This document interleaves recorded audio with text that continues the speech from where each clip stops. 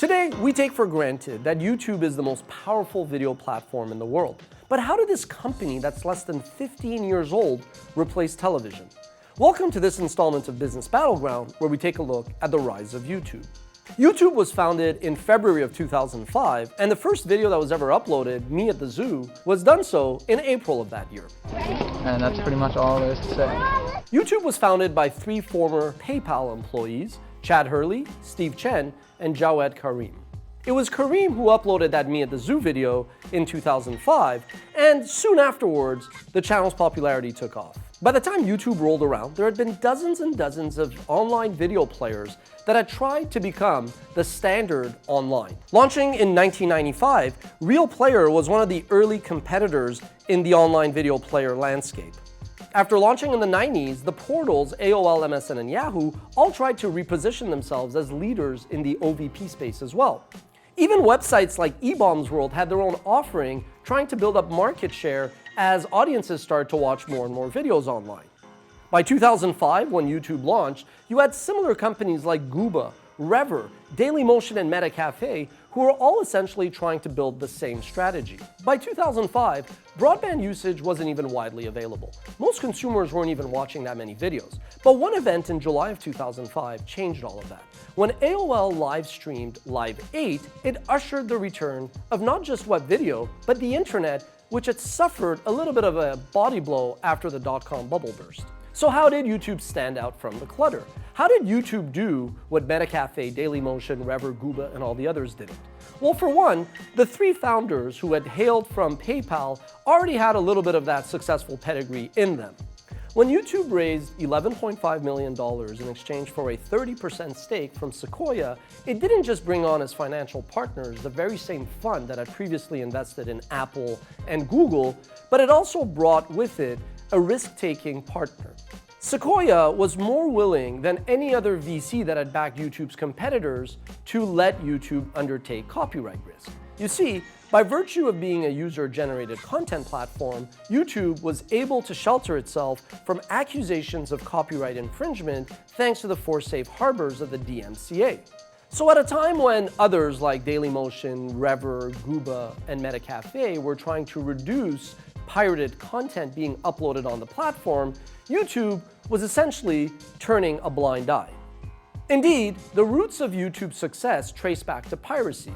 By embracing pirated content, YouTube offered far more than any other platform. But YouTube's content wasn't the only game changer. YouTube's distribution model was also very different because it pioneered the use of embeddable videos.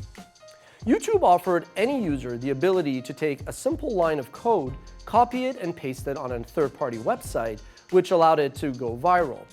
Much of YouTube's early rise came from users embedding YouTube's code onto MySpace, which at the time was one of the most popular websites in the world.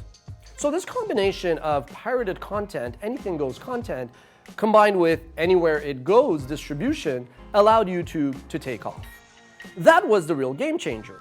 The first wave of content producers online hailed before the dot-com bubble burst, and companies like Pop and Sudo were amongst the first content producers in the first wave to produce content for the web. This was before the dot-com burst, before the Y2K bug, and they all vanished because there was no broadband penetration, and frankly, consumers were just not watching videos online. The second wave of content producers arose after the dot-com bubble burst. These were companies like Heavy and Mania who were trying to produce the content, distribute it online, build the infrastructure that could support all that, and then build the sales engine to support it all. That was fighting too many fronts at once. WatchMojo was part of the third wave of content producers, along with other pioneers like Next New Networks and Revision 3, which produced the show Dig Nation. The third wave of producers naively felt that they could produce content, put it on their own and operated websites, monetize the traffic, and then basically build a business. YouTube's embeddable distribution model changed the rules of engagement because if you were producing content and leaving them on your website, the contents would not go viral, they would not be shared. So before long, those who were in the third wave of producers had to basically let their content go. They had to embrace distribution above destination, otherwise nobody would ever go on their websites. So if you're wondering what sets apart the fourth and fifth wave of producers, the fourth wave are companies like Vivo who were reluctantly willing to embrace YouTube because by then that's where the audience was. And the fifth wave of producers were companies like Awesomeness TV who never even had their owned and operated websites and launched on YouTube directly. By then, YouTube was a runaway train. In 2013, there were 300 hours of content being uploaded every minute to the platform. Today, that number stands at 500 hours. When it comes to content, it's helpful to break them down into the four following buckets. One is categories such as health, food, travel, or entertainment. The next one is genre, whether it's scripted or unscripted. The third one is format, meaning lists, Q&As, how-tos. And last but not least, style, meaning if it's talking head, clip-based, and whatnot. Over the years, YouTube's always had a certain theme du jour in terms of the kind of content that most define the era. For example, in 2005 and 6, it was a lot of pirated content. Then in 2006 and 7, it was a lot of user-generated content. Then it was the vloggers who basically embraced YouTube, looked straight into a camera and opened up and brought the audiences into their home with them. That was then followed by the do-it-yourself crowd, music channels, the listicle channels, Let's Play gamers, unboxing, and children's programming, which opened up a whole Pandora's box of problems. But more on that in a bit. Another game changer, obviously, was in October 2016 when Google acquired YouTube. Now, this was important in many ways. For one, Google had decided to invest in its own video platform called Google Video, which wasn't really going as well as they thought because Google could not embrace pirated content the way YouTube could. But more interestingly, YouTube had already emerged as the #2 search engine in the world, larger than Microsoft Search, Yahoo Search, only trailing Google Search.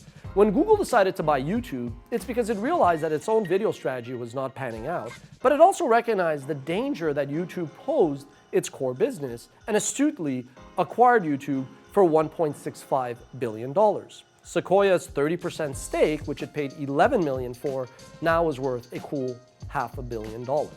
Usually when a given company acquires another, they decide to step in, overtake operations, and fold everything in the acquiring company. Google didn't do that, partly because it recognized that it had not had success with its own video strategy. The most important first step was technology. Google helped YouTube in many ways, 3 of note. 1, the technology, 2, the sales support, and 3, legal. By having built one of the first great internet-based businesses, Google's technical backbone was one that without which YouTube would have never been able to scale.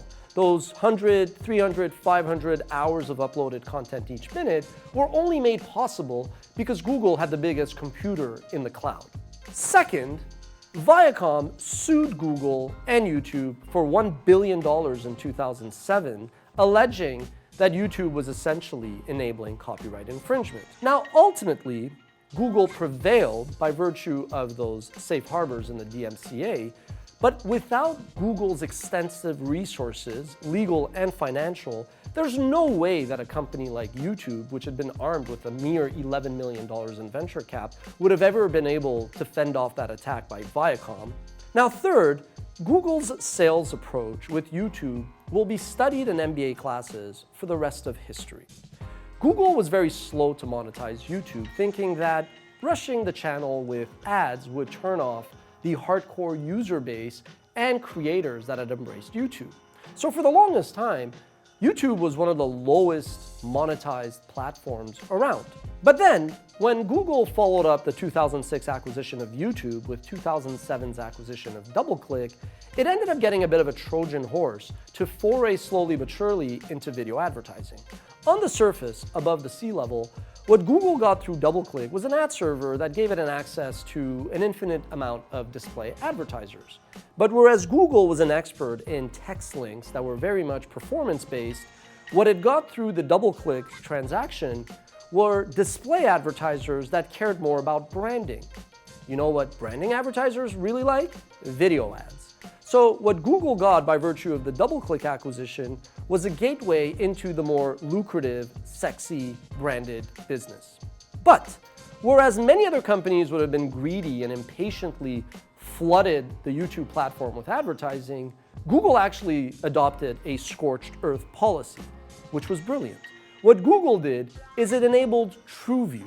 Google had so much supply of ad impressions that it knew that it would never be able to fill that volume.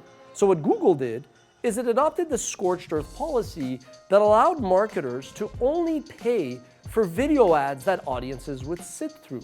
This skippable ad approach through their TrueView product is one that not only got all advertisers to consider YouTube first and foremost in terms of where to spend their ad budgets with, but it also starved all of YouTube's competitors of much needed revenue. Suddenly, if you were Microsoft Video or you were Dailymotion or MetaCafe, how could you convince advertisers to spend money with you when you had lower volume but then didn't offer the skippable ad format?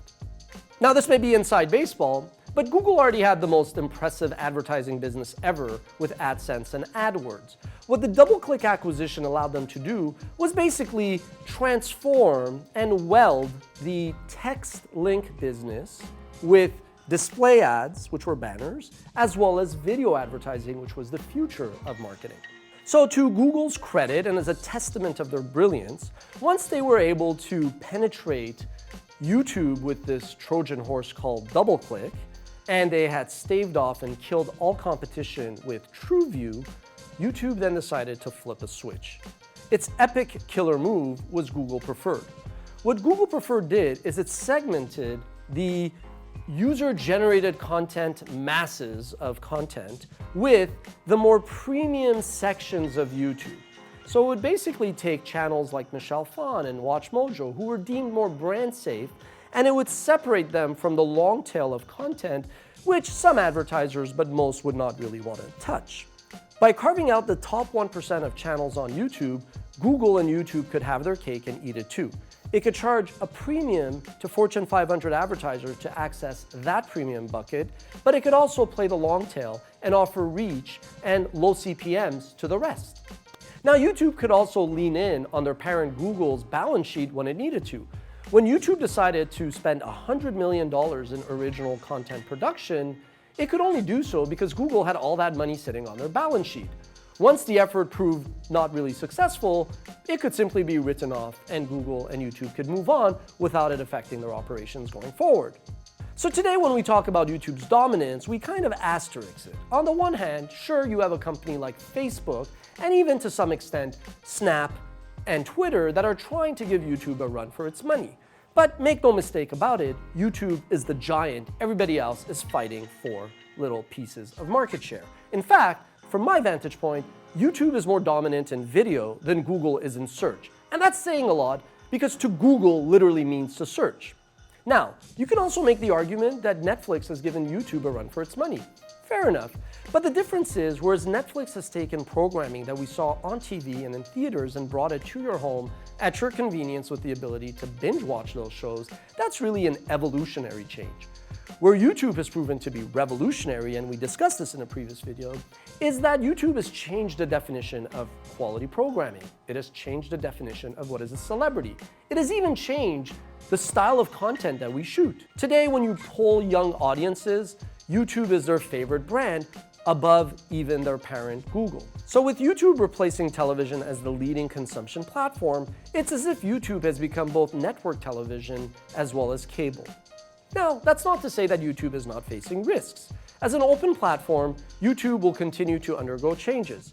Headed into the 2020s, it's unclear what YouTube's future holds. For one, it's replaced television as a leading consumption platform.